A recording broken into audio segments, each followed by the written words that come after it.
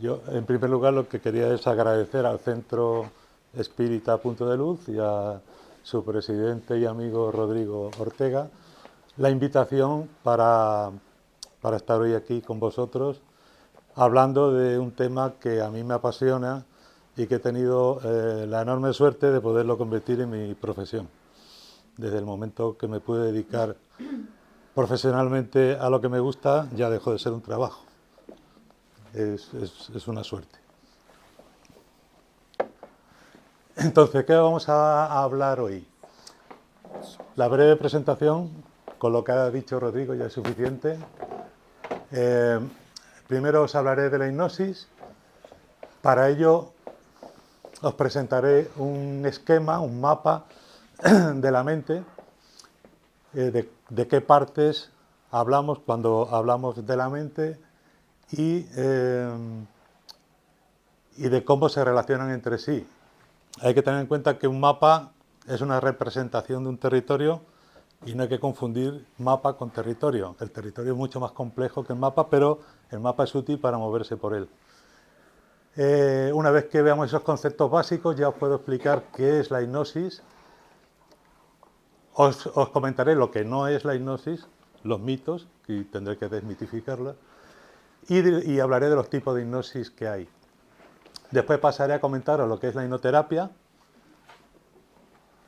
para qué se puede aplicar, qué técnicas utilizamos durante las sesiones de hipnoterapia, y luego, quizá la parte más interesante, hablaré de lo que cuando se me planteó dar esta charla me vino como punto central, que es cosas que pasan en las sesiones de hipnoterapia y que tienen todo que ver con el espiritismo.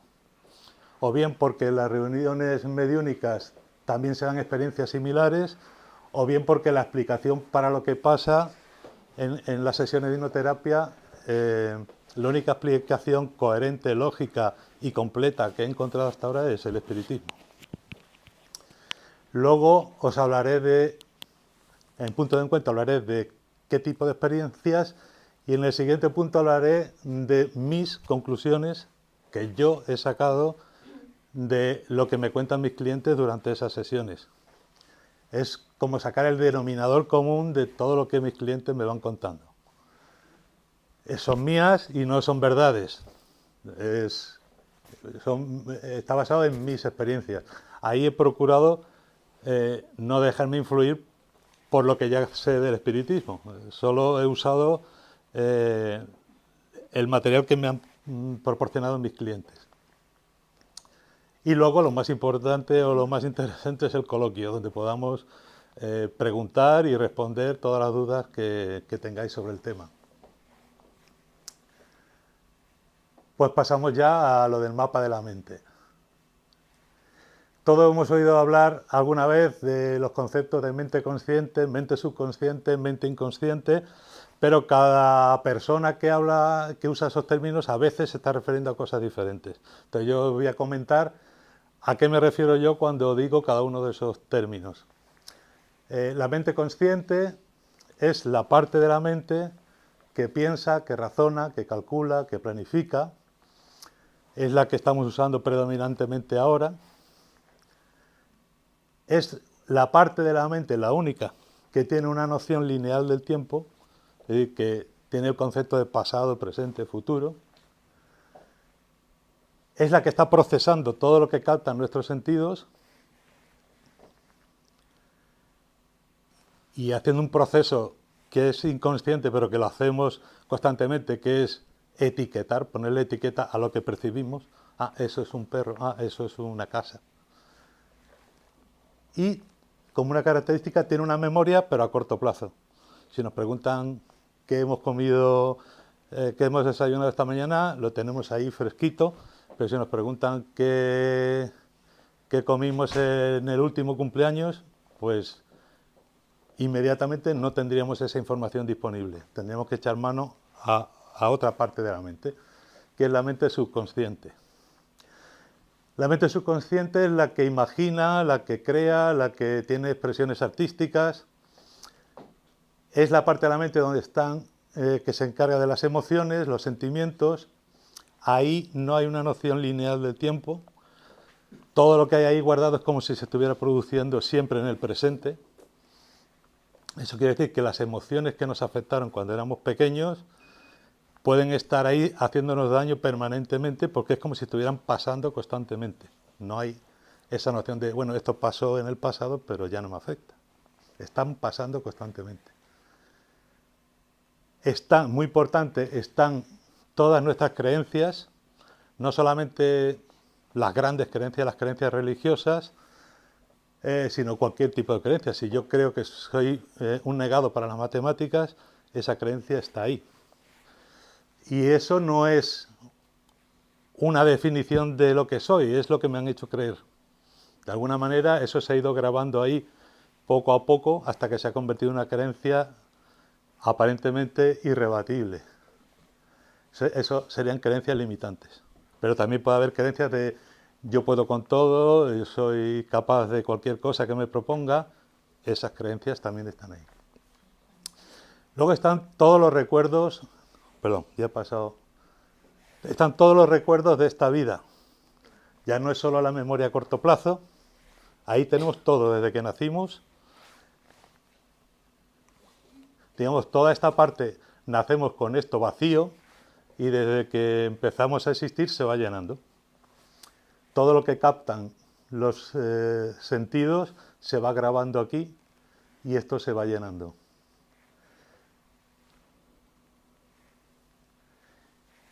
También está, que me he dejado por comentar, la personalidad, o sea, todo lo que creemos que somos de una determinada manera, eso está definido ahí. Y lo que es el ego, que es también una definición de lo que normalmente creemos que somos. Y es una creencia. Luego tenemos la mente inconsciente, que es la mente instintiva, se ocupa de todos los procesos instintivos. Por ejemplo, si vamos cruzando una calle mirando el móvil y viene un camión y nos toca el claxon, al instante siguiente nos vemos en la acera sin saber cómo he dado ese salto atlético que seríamos incapaces de haber dado ni en potencia ni en rapidez con la mente consciente. Si hubiéramos tenido que pensar, voy a dar un salto para esquivar al camión, ya estaríamos aplastados en el asfalto. Eso que nos ha hecho pegar ese salto es la mente inconsciente. No somos conscientes y lo hacemos. También es la parte que se encarga, la parte de la mente que se encarga de todos los procesos físicos automáticos para mantenernos vivos. La que se encarga de hacernos respirar, aunque algunos de esos procesos lo podemos hacer conscientemente, pero cuando no lo hacemos conscientemente, lo hacemos inconscientemente. Como respirar, hacer la digestión, que lata el corazón, la que nos hace parpadear para que los ojos no se resequen. También se ocupa de los automatismos aprendidos. Es decir, cualquier automatismo aprendido empieza siendo un proceso consciente. Por ejemplo, conducir. Cuando empezamos a aprender a conducir, todo lo hacemos conscientemente. Ahora tengo que poner la marcha, comprobar los retrovisores, piso el embrague, meto la marcha. Bueno, paso a paso lo hacemos siempre. Cuando lo repetimos un número determinado de veces, ya la mente inconsciente se da cuenta que es una tarea repetitiva y dice, déjamelo a mí, que ya me ocupo yo, te libero, hasta el punto que ahora podemos ir conduciendo sin ser conscientes de lo que hacemos para poder conducir. Eso lo hace la mente inconsciente.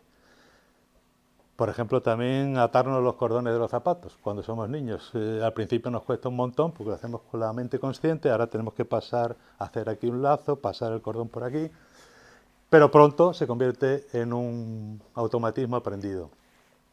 También es la parte que se encarga de los hábitos, como fumar, comer en exceso, morderse las uñas, y también los buenos hábitos, no solo los malos. Y por último se encarga también de los movimientos ideomotores, que son movimientos que hacemos sin darnos cuenta. Aparte de, por ejemplo, también los tics nerviosos son movimientos inconscientes.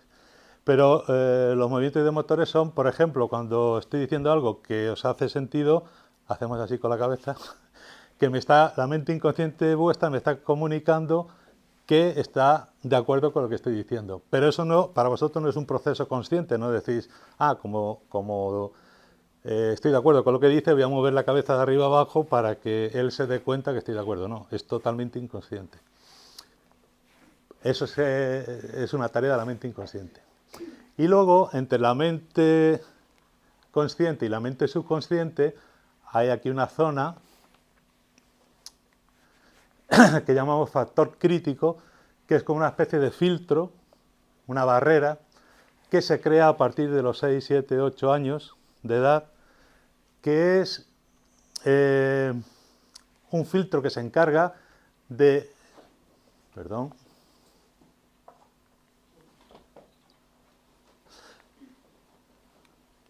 Que se encarga de todo lo que se capta y se va a grabar aquí cuando el factor crítico ya está desarrollado, que es cuando decimos que el niño ya tiene uso de razón, comprobarlo que no esté en contradicción con nada de lo que ya está grabado aquí como creencia. Entonces, si a un niño pequeño, antes de que tenga ese uso de razón, que el factor crítico no existe, todo lo que se le dice y se le repite, y sobre todo si se le dice desde una posición de autoridad, se va a ir grabando directamente como creencia. Pero a partir de que ya tiene el factor crítico, antes de grabarse, si está en contradicción con lo que hay aquí, puede ser rechazado. Entonces, por ejemplo, si a un niño de 4 años tropieza y le decimos, es que eres un inútil, mira que eres torpe, te lo digo constantemente, eres un torpe, eres un inútil, no hay aquí ningún factor crítico y se va grabando aquí como creencia. De mayor ese niño tendrá problemas de adaptarse a los trabajos, dirá que no sirve y el padre le dirá, si ya te decía yo que eras un inútil, y no es que el padre fuera divino, es que le ha hecho así él. Pero a partir de que tiene el factor crítico, si aquí no se le ha grabado que es un inútil y a los 10 años se le dice eres un inútil, este factor crítico dirá inútil eres tú, yo no soy inútil, porque lo que me estás diciendo no coincide con lo que yo creo.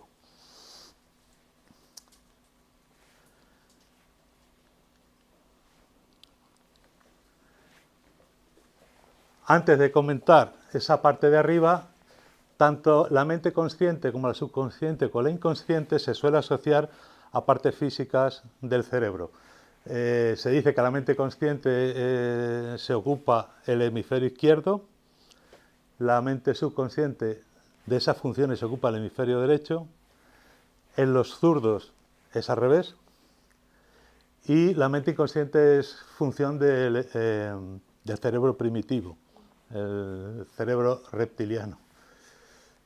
Pero esas tres partes de la mente están ligadas físicamente, de alguna manera, al cerebro. No es rígido, hay experimentos o casos en los que a personas que se le ha extirpado una parte del cerebro, la otra asume las funciones que hacía antes la parte extirpada. O sea, que es flexible, ¿no? Pero el reparto por defecto de funciones es la que hemos comentado. Pero luego tenemos la mente supraconsciente, que también le llaman mente superior, alma, independientemente de cómo se la llame, es una parte de la mente que tiene recuerdo de todas las vidas, no ya solamente de la vida actual, tiene conocimiento del plan de vida que traemos, y tiene capacidad de autosanación porque puede influir en la parte espiritual que está produciendo el desajuste o el problema, ¿no? Entonces, tiene capacidad de autosanación. Y cuando la parte física deja de funcionar, esta parte sigue funcionando, porque esta no está ligada a la parte física. Como anécdota, hace poco un cliente que me comentaba una experiencia cercana a la muerte que había tenido, que muchos de los que tienen experiencia cercana a la muerte hablan de que ven pasar la vida a mucha velocidad. Este me comentaba que la veía pasar de atrás para adelante, como si estuviera rebobinando. Pues el otro día me vino la metáfora, no digo que sea así, es una idea que me vino, que es que cuando esta parte física va a dejar de funcionar, como un ordenador que se va a desconectar, hace un backup de la información que tiene aquí a la parte de ahí arriba antes de perder la corriente definitivamente, para que no se pierda la información. Entonces, es como que ese ver pasar la vida a toda velocidad fuera un volcado de lo que hay aquí a lo que hay ahí arriba, ¿no? Bueno, ¿qué es la hipnosis? Lo más importante que quiero que os quedéis es que es un estado natural de la mente. Natural. No es nada de parapsicología, no es nada de magia, no es nada extraño. Es tan natural como que al menos 2 veces al día estamos en hipnosis, porque es un estado de la mente entre la vigilia y el sueño. Es un estado entre estar totalmente despierto o estar totalmente dormido. Cuando estamos totalmente dormidos estamos totalmente inconscientes.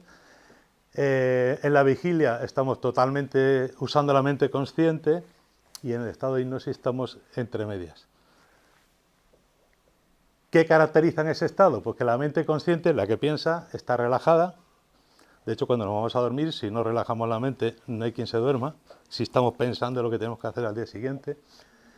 El factor crítico también está relajado. Y la mente subconsciente está activada y potenciada. Es decir, se está empezando a imaginar, a potenciar la imaginación frente al pensamiento racional. La atención está focalizada, y hay una alta concentración. Hay una alta sugestionabilidad, que es la capacidad de reaccionar ante estímulos imaginarios como si fueran reales.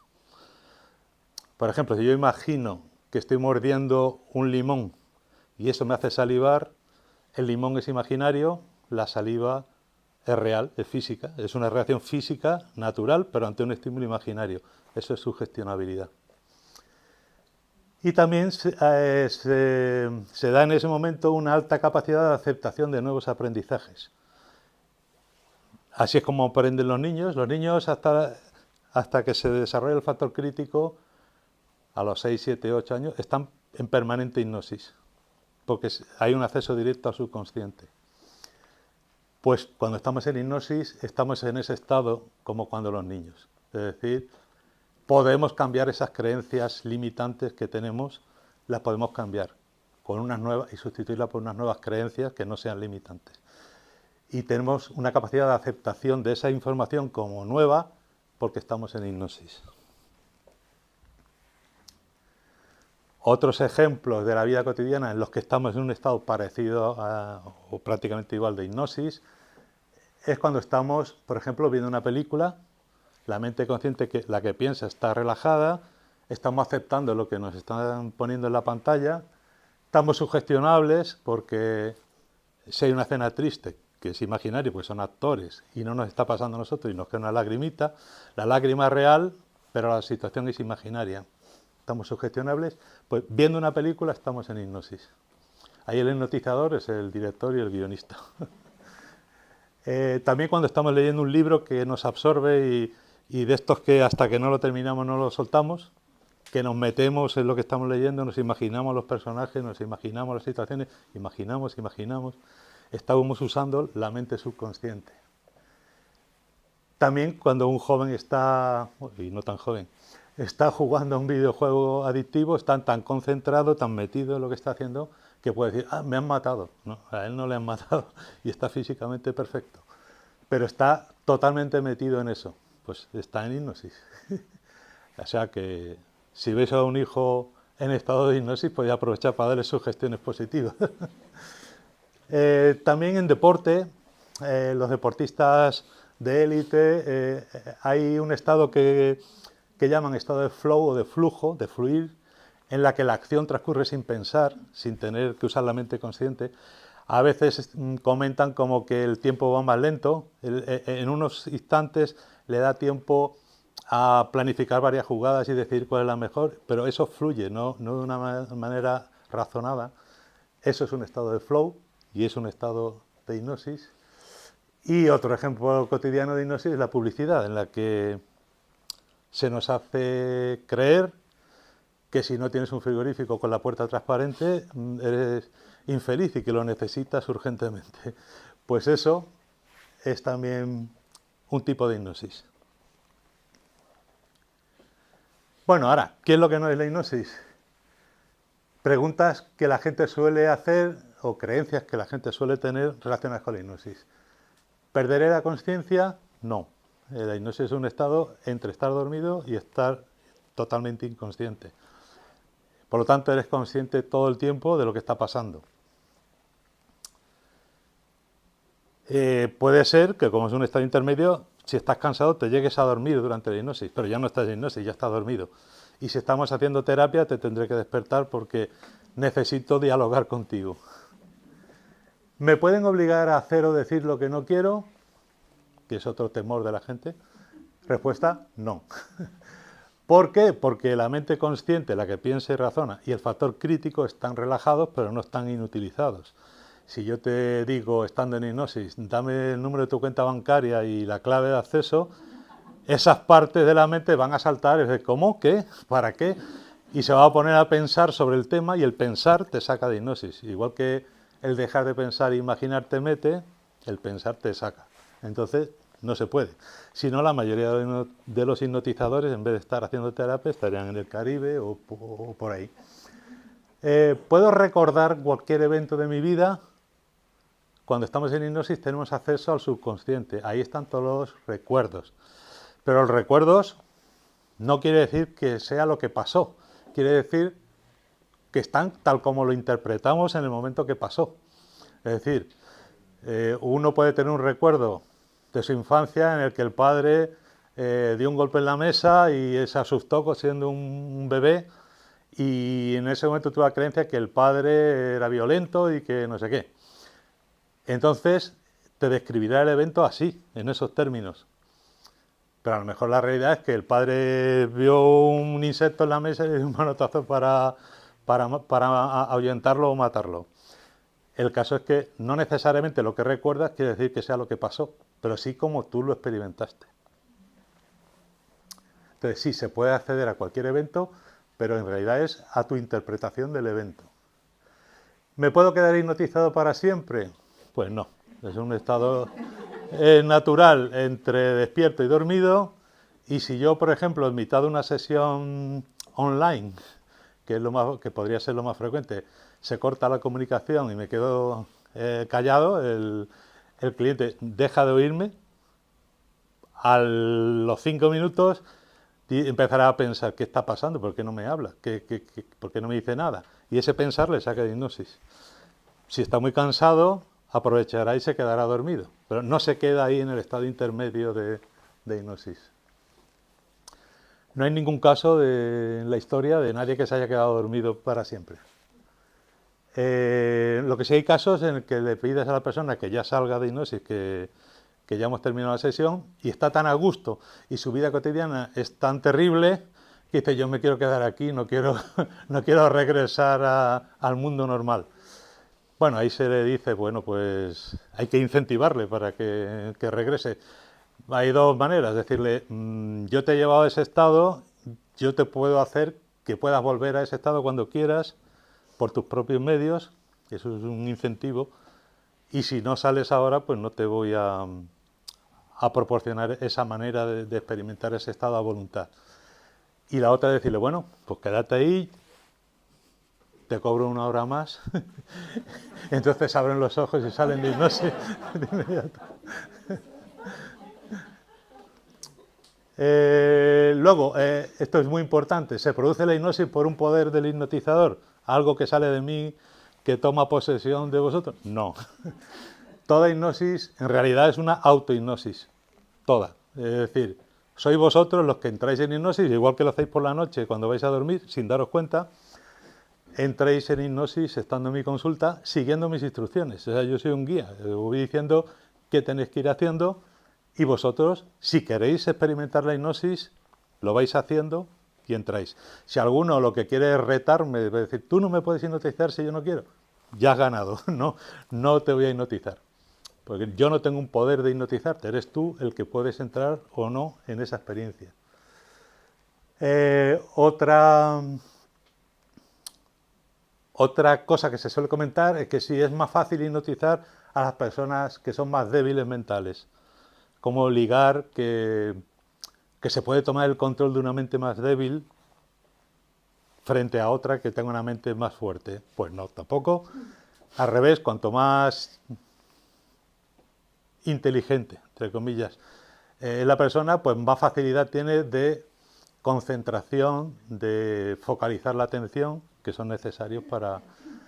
Pero cuanto a la mente es más débil, pues es más fácil que tenga la mente dispersa, que le cueste concentrarse, y entonces va difícil hipnotizar a las personas que le cuesta concentrarse que a las otras personas. También cuesta más a los niños y muy ancianos, porque primero porque a un niño no le puedes tener 1 hora y media, 2 horas sentado sin moverse en una silla o en un sillón, por muy cómodo que sea.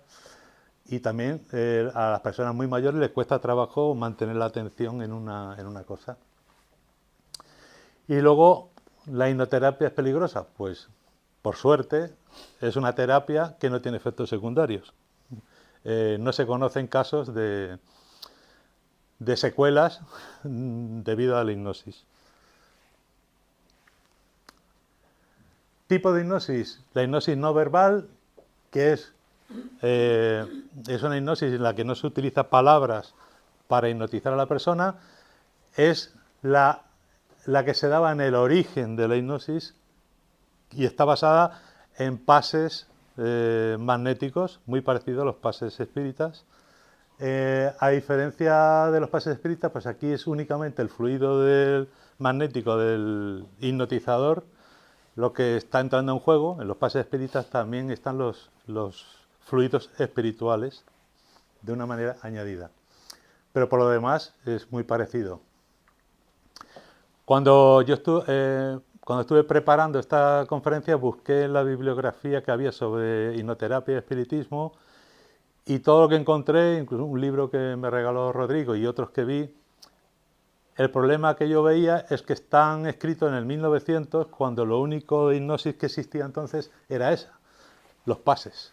Y entonces, de todo lo que veremos ahora de que es la hipnoterapia hoy día, pues eso no existía entonces. Entonces, lo que hay escrito hace referencia únicamente a los pases. Y luego había un uso de la palabra hipnosis, que eso también lo detecté, aplicado a la manera en la que un espíritu obsesor toma control del espíritu obsesado. Utilizando el término como que el obsesor tiene hipnotizado al obsesado. Pero eso es un mal uso del término hipnosis, porque si lo que se quiere transmitir con eso es que toma el control del otro, en hipnosis no tomamos el control del otro. Eso es una creencia, uno de los mitos que hemos dicho que no es la hipnosis, pero que estaba muy extendida. Entonces, se ha utilizado ese término para querer decir que se está tomando el control de la mente del otro. Y en hipnosis eso no es así. Luego tenemos la hipnosis conversacional, que esta es la única que puede ser realmente peligrosa, porque es la hipnosis que se hace hablando con la persona con los ojos abiertos, la persona en estado normal y corriente, y es peligrosa únicamente porque no es consciente de que está siendo hipnotizada, ¿vale? No está siendo hipnotizada por su voluntad y no se da cuenta que la están hipnotizando. Ese tipo de hipnosis es el que se da en la publicidad, que nos están convenciendo de cosas que a ellos les interesa y no nos damos cuenta de qué manera nos están convenciendo, pero nos están convenciendo con palabras, con imágenes que nos hacen creer cosas. Los políticos utilizan también estas técnicas de manipular una masa hablándoles. Y como comentamos al principio, la seducción también es una forma de hipnosis conversacional, hablando. Tratas de inducir en la otra persona una serie de emociones que a ti te interesan. Luego está la hipnosis tradicional, que es la que yo practico, que es a base de sugestiones, pero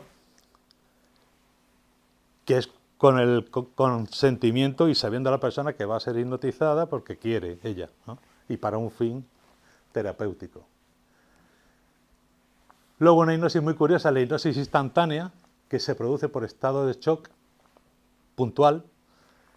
Esa hipnosis es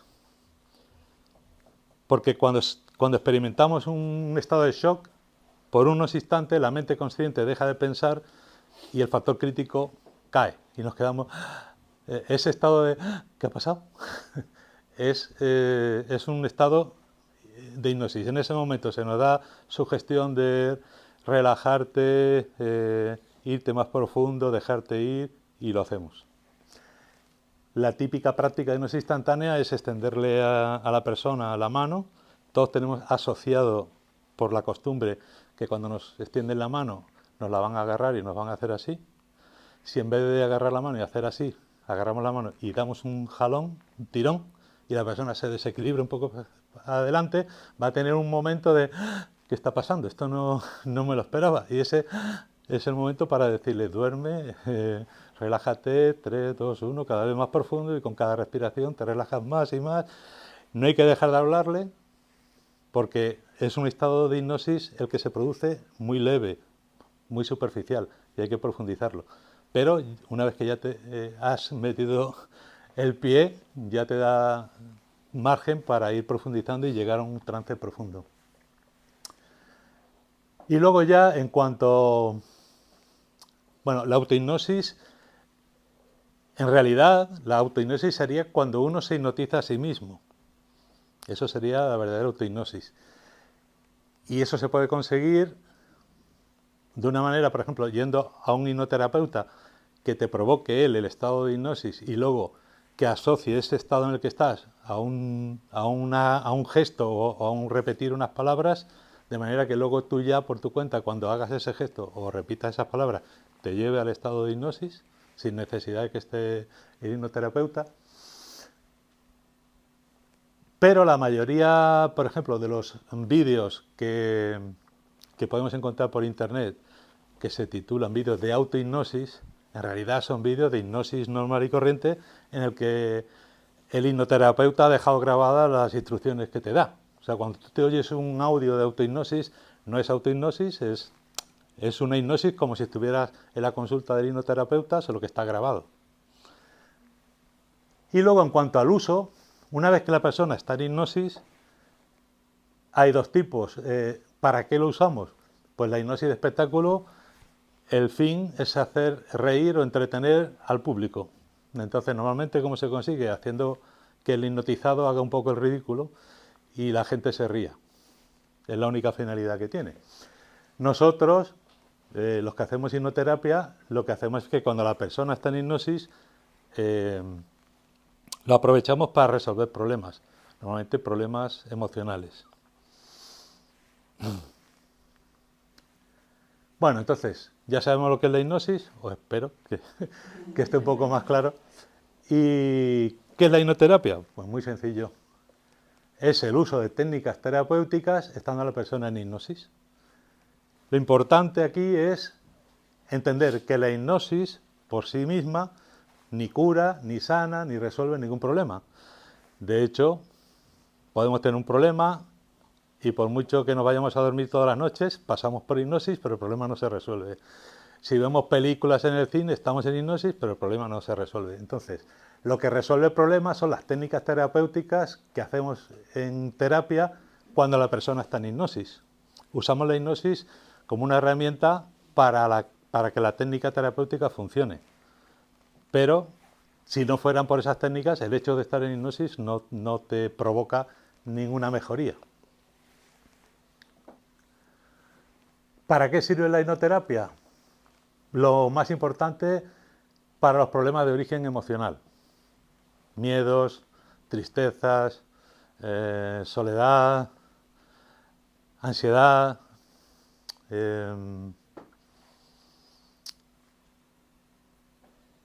también para problemas físicos, pero que tengan un origen emocional, porque lo que vamos a sanar es la emoción que te está ocasionando el problema físico.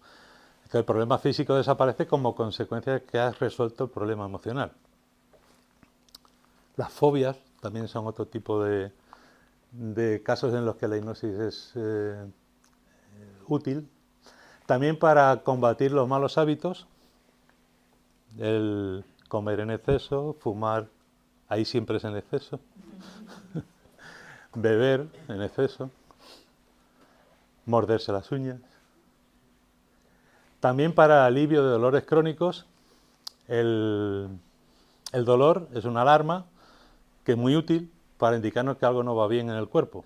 Pero una vez que ya esa alarma ha sonado y le hemos prestado la atención adecuada yendo al médico, esa alarma sigue sonando y ya no es necesaria. Cuando el médico ya ha prestado atención a ese problema y la única solución que tiene es dar analgésicos porque otra cosa no se puede hacer, el dolor no es útil y se puede aliviar con hipnoterapia. Pero si alguien viene y me dice, es que tengo un dolor en tal sitio, o me duele la cabeza, tengo migrañas, ¿has ido al médico? No, pues ve al médico, porque a lo mejor tiene una causa física que necesitas atender. Ahora, si dice, ya he ido a médico, si no me dan otra opción más que tomar calmantes, pues veremos si con hipnoterapia podemos o eliminar o reducir ese dolor. Y no solo es para corregir problemas o cosas negativas, sino también para potenciar cosas positivas. Quiero tener más facilidad para hablar en público, por ejemplo, pues eso se puede desarrollar con hipnosis. Porque podemos implantar creencias nuevas en las que tú estés convencido de que eres capaz de hacer eso con soltura y con fluidez. También en el deporte se utiliza mucho la hipnosis en deportistas de élite, en los que, curiosamente, por ejemplo, se vio que ensayando jugadas con la mente, estando en hipnosis, se obtenía el mismo progreso que haciéndola físicamente, pero mucho más descansado. O sea, imagínate lanzando una pelota a la canasta en baloncesto, una y otra vez, y que sale perfecto y que entre, y eso repetirlo muchas veces estando en hipnosis, tenía el mismo efecto que estar horas lanzando la pelota en la cancha físicamente. Bueno, ¿qué hacemos estando en hipnosis para hacer terapia? La más simple es la sugestión directa, que es decir frases cortas en positivo sobre lo que quieres conseguir, como si ya lo hubieras conseguido. Es decir, eres una persona capaz, puedes con todo, tal. Estos son órdenes directas. Es la técnica más simple y es la técnica más conocida en los vídeos de autohipnosis, porque como ahí el terapeuta no puede dialogar contigo, lo más que puede hacer es decirte cómo quieres que acabes tú, diciéndote como si ya lo hubieras conseguido. Porque no puede dialogar contigo. Entonces está atado a solamente darte sugestiones directas.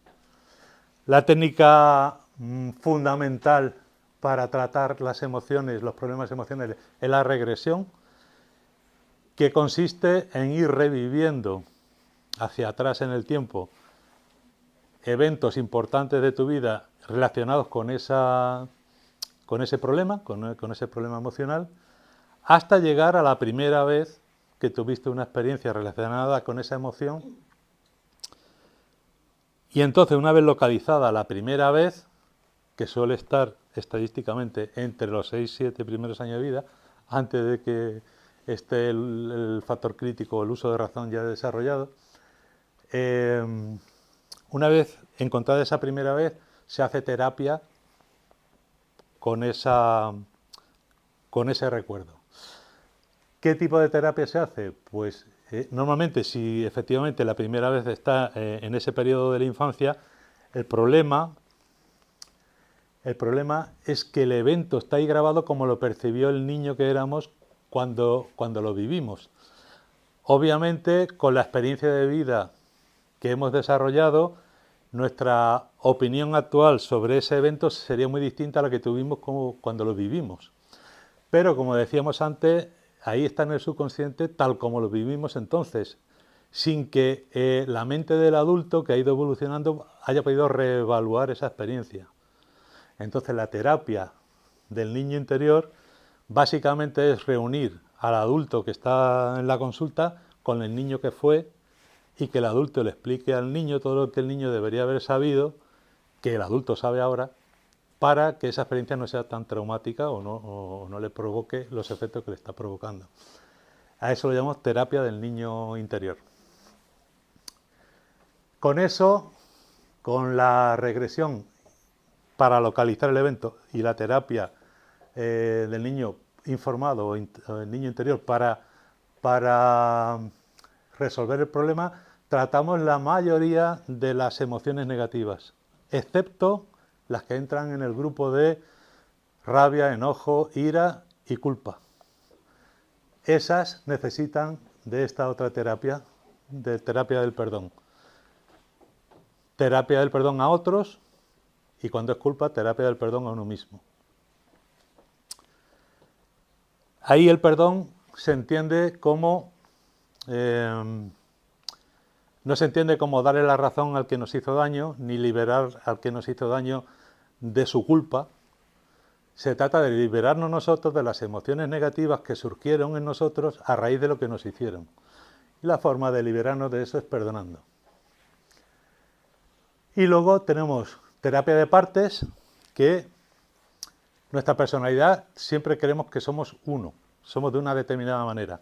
Cada uno se define a sí mismo como cree conveniente. Pero la realidad es que somos muchos en uno.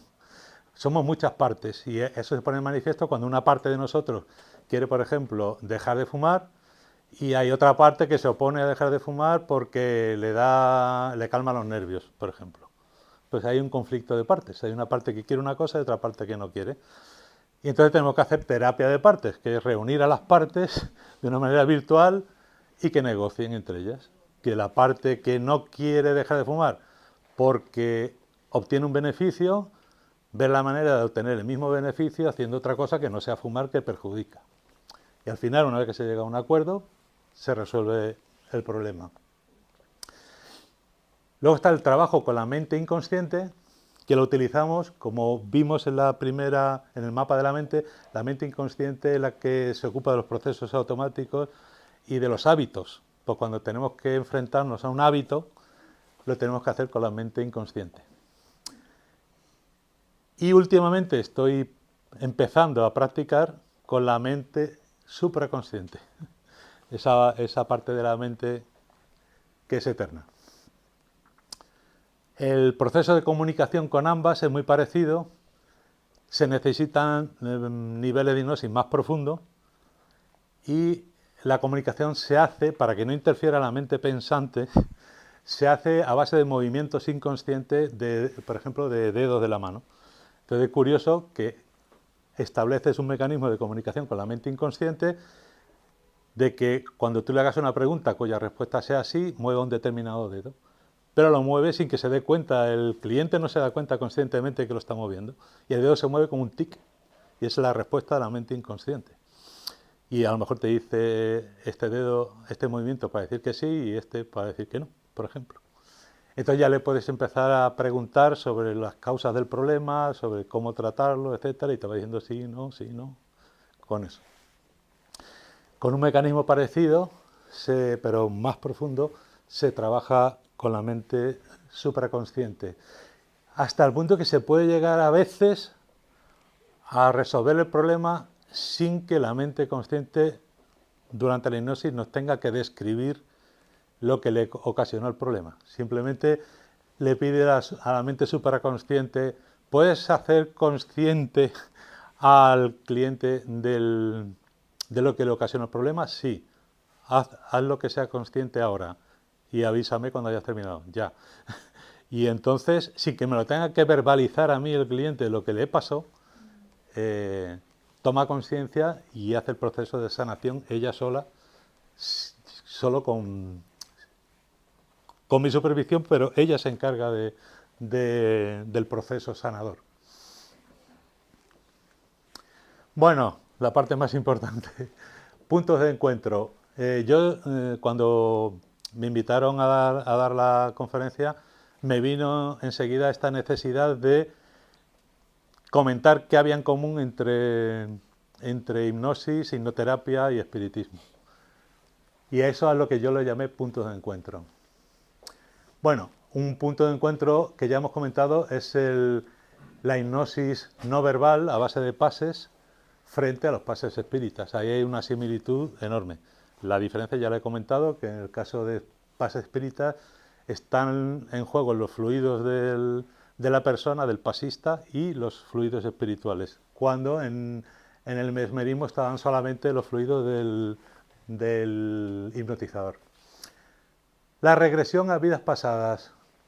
Cuando comenté la técnica de regresión, la persona va retrocediendo buscando el origen de su problema, cada vez en edades más tempranas.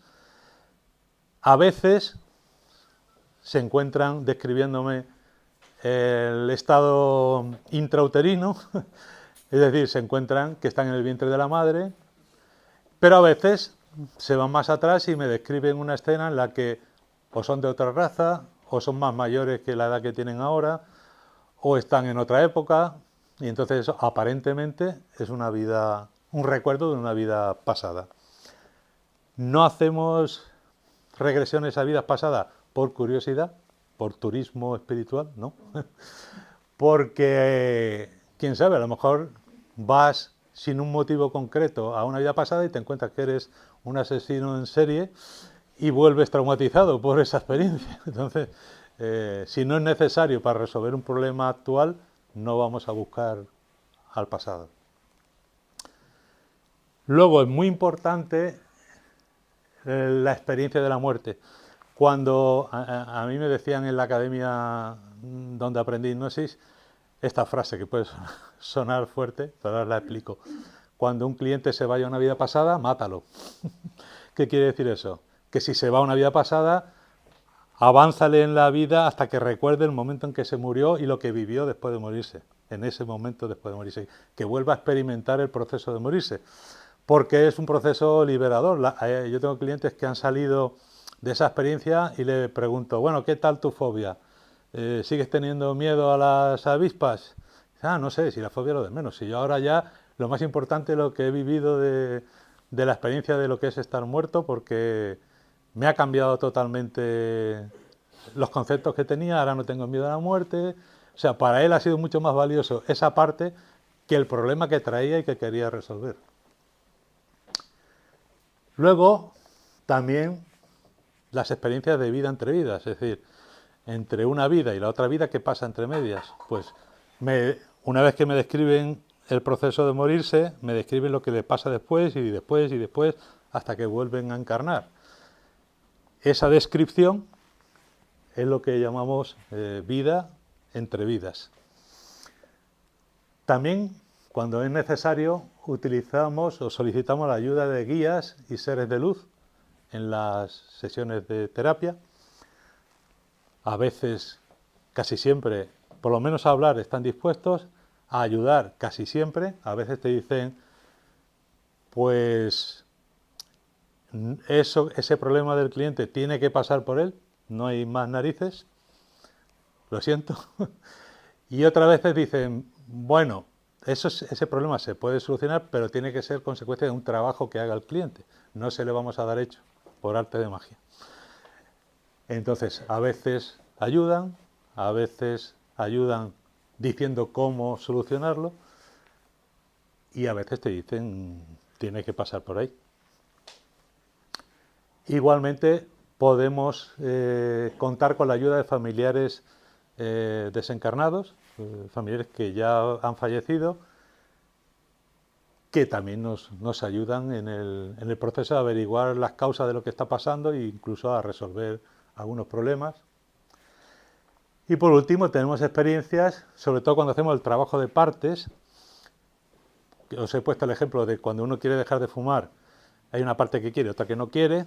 Esa parte que no quiere muchas veces es una parte de nosotros que busca un beneficio para nosotros, por ejemplo, calmarnos los nervios, aunque la manera de hacerlo sea no la más correcta, pero está buscando un beneficio. Pero otras veces la parte que se niega a ayudar a hacer lo que queremos tiene una motivación egoísta y te dice, no, si a mí me da igual que fumar le perjudique, si es que a mí me gusta fumar, yo quiero fumar por mí, porque siento el gusto de fumar. Pues entonces preguntamos, ¿tú eres una parte del cliente o eres ajena al cliente? A veces te dicen, soy ajena. Como diciendo, me has pillado. Esa es la actitud normalmente en la que te responden cuando es ajena. Entonces hacemos preguntas del tipo, ¿llevas mucho tiempo con el cliente? ¿Desde cuándo estás con el cliente?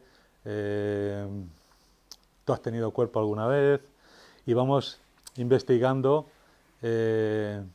por qué esa entidad no siguió el curso habitual que luego comentaremos y se quedó por este plano aprovechándose de otros para satisfacer sus pasiones en ese sentido. Bueno, el caso que tenemos cuando detectamos ese tipo de acompañamiento,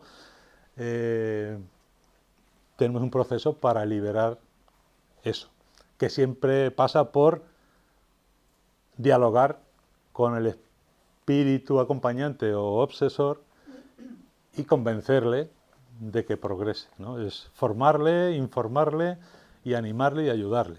No es un enfrentamiento fuera de aquí, yo te lo digo en el nombre de... No. Bueno, esas experiencias que yo me encuentro con mis clientes tienen dos posibles explicaciones a priori. ¿Son experiencias espirituales, reales, o son sueños elaborados por la mente subconsciente? Yo a mis clientes les tengo que dar las dos opciones antes de empezar, porque si el cliente es muy escéptico y se encuentra ante una experiencia de esa, su mente consciente se va a activar y decir, no es posible que yo esté hablando con mi abuela fallecida. Y ese ponerse a pensar le saca de hipnosis y se pierde la experiencia. Entonces yo antes le tengo que preguntar si cree que somos solo materia o si somos algo más. Si me dice que cree que solo es materia, le digo, si yo te pregunto qué has soñado esta noche y resulta que has soñado que eres un pirata, ¿eso supone un problema para ti? Que no, es posible, vale. Y si esta noche has soñado con tu abuela fallecida, ¿eso es un problema para ti? No, es bonito. Vale, digo, pues si te sientas aquí y te ves como un pirata o hablando con tu abuela fallecida, tómatelo como que es un sueño, vive la experiencia y cuando salgas comentamos la película. Pero cuando esté pasando, disfrútalo, vívelo y disfrútalo. Entonces, aunque yo a mis clientes le daba las dos opciones, mi tendencia, porque como ha comentado antes Rodrigo, yo era informático, mente científica, calculadora y cuadriculada, yo era tendente a pensar que todo eran sueños elaborados por la mente de mi cliente. Al principio, muy al principio. Cuando un cliente me decía, es que ha sido una experiencia muy real, y he visto a mi abuela, he estado con ella. Y, sí, pero mi mente por dentro decía, pero en el fondo sabemos que es un sueño. Pero mi mente científica se tiene que rendir ante la evidencia. Y lo que me hizo cambiar de opinión y llegar a la convicción que tengo ahora fue lo siguiente. Cuando los clientes me comentaban vidas pasadas, obviamente la vida pasada de cada uno no se parecía una a otra. Igual que si os pregunto qué sueño habéis tenido la noche anterior, cada uno me contará un sueño diferente. Eso es lo normal. Pero cuando llegaban al punto que se morían y me contaban lo que pasaba a partir de ese punto, todos se ponían de acuerdo. Y mi mente lógica decía, ¿cómo es posible que gente con creencias diferentes, los materialistas, los espiritualistas, los católicos, los ateos, los protestantes, todos se pongan de acuerdo sin conocerse en contarme lo mismo? Es imposible que esto sea producto de la mente subconsciente de cada uno. Y me tuve que rendir. ¿Cuál era la otra opción que tenía? Que eran experiencias espirituales, si no todas, porque yo soy consciente de que habrá un mix. Habrá gente que está viviendo una determinada experiencia que en ese momento eso es un sueño.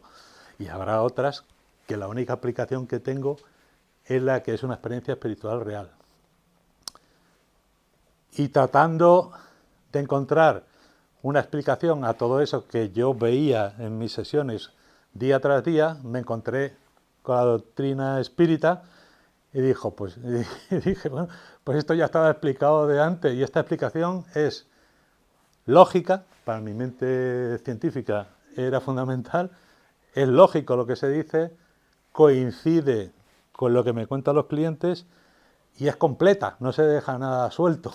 Entonces, yo llegué al espiritismo por convicción, no por educación. Yo no fui criado como espírita, no fue un proceso de conversión que me llegaré, fue un proceso de razonamiento y convicción. Y además, por si esa convicción fuera poco, he tenido ocasión de comprobar que ciertos casos en los que se me han presentado son reales, porque he podido materialmente comprobarlo. Es decir, el espíritu me ha dicho cosas que el cliente no sabe. Entonces, y que eran verdad, con lo cual no puede ser producto de la mente del subconsciente del cliente porque el cliente no tiene esa información. Entonces me han dado información. Y llegó una vez un guía espiritual del cliente, le pedí ayuda, dijo que sí, le ayuda, yo le dejo hacer, yo llevaba escrita una lista de sugestiones directas porque al finalizar la sesión, antes de sacarlo de hipnosis, siempre termino. Para mí la sugestión directa es como la guinda del pastel. Una vez que ya está hecho todo el trabajo, le digo sugestiones directas de, pues tú vas a hacer esto, vas a hacer lo otro, tal. Muy bien, el guía me indica que ya ha terminado y empiezo yo con mis sugestiones directas. Empiezo a decirle a la cliente, vas a hacer esto, vas a hacer lo otro. Y conforme voy hablando, la cliente empieza a sonreír. Y luego empieza a reír. Y termina riendo a carcajadas. Digo, ¿qué estoy diciendo yo tan gracioso que le hace reír de esta manera? Pero bueno, yo seguí muy profesionalmente, como si nada. Terminamos la sesión, sale de hipnosis y ella me dice espontáneamente, ¿no te habrá molestado que me ría? Digo, no. Dice, pero es que no me podía aguantar. Digo, ¿pero por qué? Dice, porque me estabas repitiendo palabra por palabra lo que me había dicho el guía. Entonces, ¿qué pasó? Que el guía le leyó mi lista que yo llevaba escrita, mi lista de sugestiones directas, se las leyó el guía a mi clienta y eso solo sabía yo. Y luego cuando yo me puse a repetirlas, parecía que yo estaba copiando al guía, repitiendo sus palabras, y era al revés. Pero él lo hizo en plan humorístico, me dio una lección de que a veces saben ayudar con sentido del humor también. Entonces, bueno, y como esa, otras muchas experiencias que he tenido ocasión de comprobar cosas que son reales.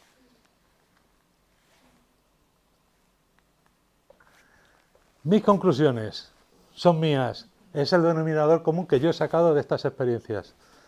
No digo que sea la verdad absoluta, pero es un trabajo, salvando la distancia, como el que hizo Kardec, que hizo preguntas a los mediums, recibió multitud de respuestas y sacó la parte que era en común y descartó lo que era diferente.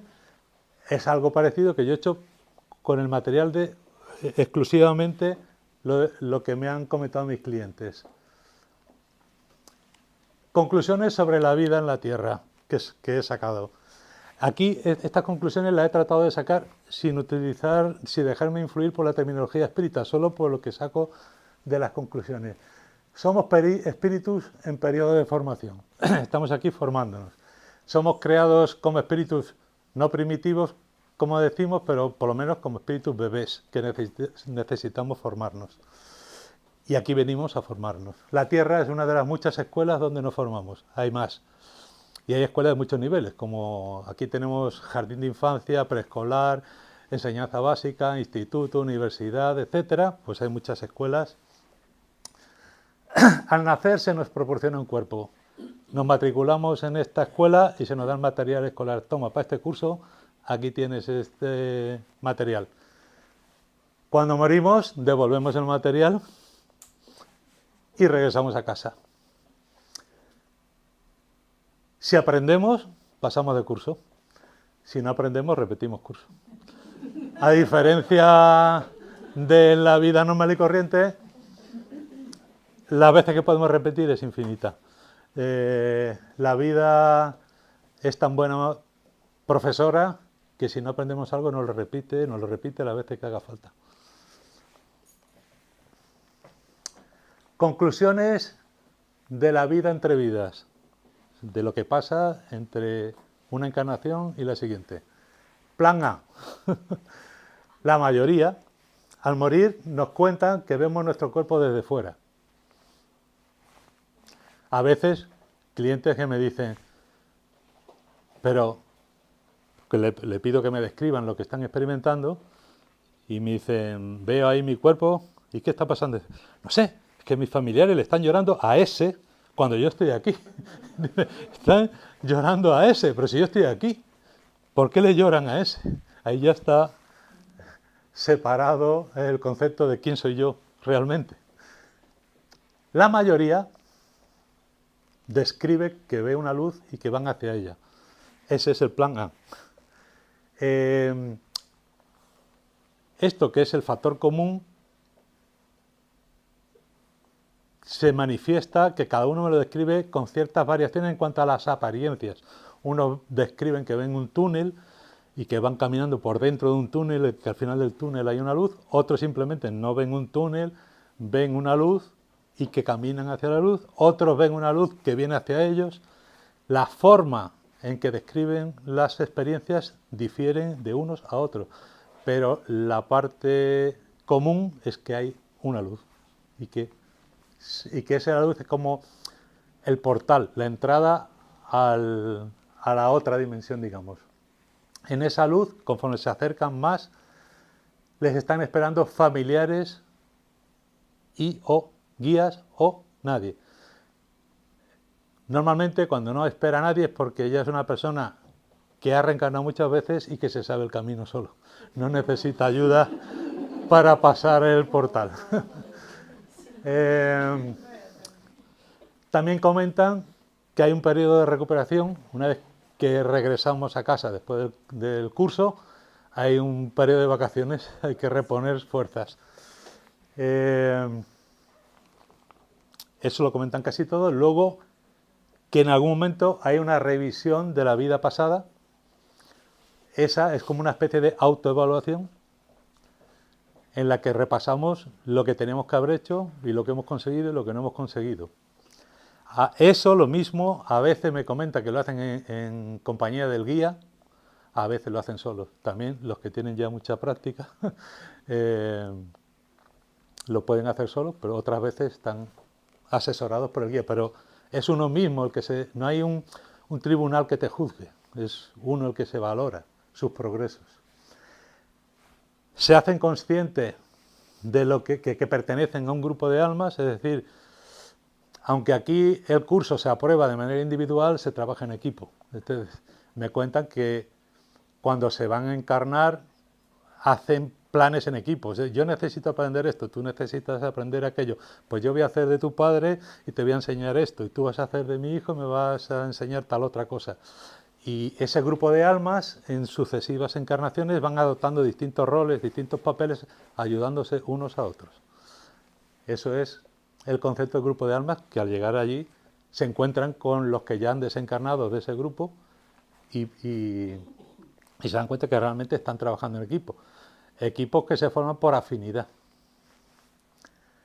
Y luego una cosa que comentan también es que cuando van a hacer una nueva encarnación hay una especie de consejo, también varía cómo lo describen, unos dicen consejo de sabios, consejo de expertos.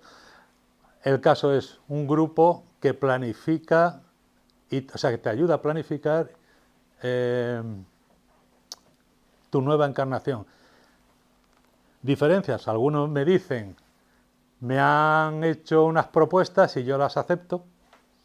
Otros me dicen, me han impuesto el tener que encarnar de nuevo, porque yo no quería, porque aquí se está muy bien. Yo no quiero ir más al colegio, no quiero ir más a la escuela, que aquí se vive muy bien en casita, pero me lo han impuesto.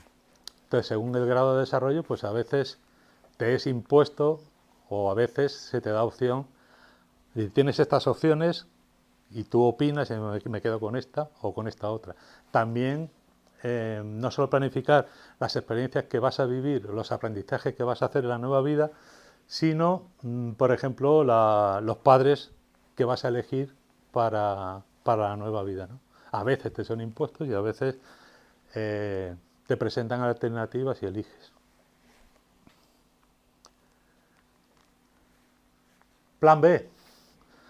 Algunos, después de verse fuera del cuerpo, no ven la luz, o si la ven no van hacia ella, y normalmente es por alguno de estos motivos. Por apegos materiales, tengo clientes que me han comentado, le pregunto, ¿ves alguna luz? No. ¿Por qué? ¿Por qué no fuiste a la luz? Porque es que yo he estado los últimos años dedicándome a crear mi negocio y ahora que lo tengo ya puesto en marcha y empieza a funcionar, me muero. Y yo quiero quedarme controlando este negocio. Es un apego material que le impide progresar. A veces son apegos pasionales. Es que yo bebía y la sensación que tenía, no, ahora no puedo porque no tengo boca, y me pego a otro que bebe para sentir lo que se sentía a través del otro. Son obsesores. Se quedan por apegos pasionales sin progresar. Otro por apegos emocionales. Es que yo quiero mucho a mi mujer, no quiero que se vaya con otro, me voy a quedar a ver qué hace. Mucho por miedo a lo desconocido, que no todo el mundo conoce más o menos lo que le va a pasar. Entonces ese miedo le frena. Muchos también, debido a la educación católica, por ejemplo, del infierno y las penas del infierno, tienen miedo al castigo. Alguno me ha llegado a decir, es que he sido tan malo en esa vida anterior, es que yo no tengo perdón, es que a mí, nada más que llegue allí, me van a mandar derecho al infierno y tengo miedo, no voy a la luz porque tengo miedo de lo que me vaya a pasar. Y un caso muy importante es por suicidio. Los suicidas, los que se han suicidado en una vida anterior, todos me comentan que no ven la luz y que se ven en un sitio gris, oscuro, y lo que coinciden todos es que están aislados, o sea, no pueden hacer de obsesor de otro, porque están solos, están aislados y aparentemente es un aislamiento preventivo. Es que ese suicida, si le dejaran acercarse a otra persona con depresión, le llevaba al suicidio automáticamente. Es tan fuerte lo que está sintiendo que por eso lo aíslan. Y está ahí el tiempo, como mínimo, el tiempo que le faltaba por vivir y que se ha quitado de encima suicidándose. Y comentan que salen de ahí cuando llegan a comprender lo mal que hicieron quitándose la vida y piden y ya se arrepiente de lo que han hecho y casi siempre comentan que es el guía el que va a rescatarles de esa zona y le lleva a la luz como hubieran ido si no se hubieran suicidado. Bueno, llegamos a la parte más importante, en la que me toca a mí aprender.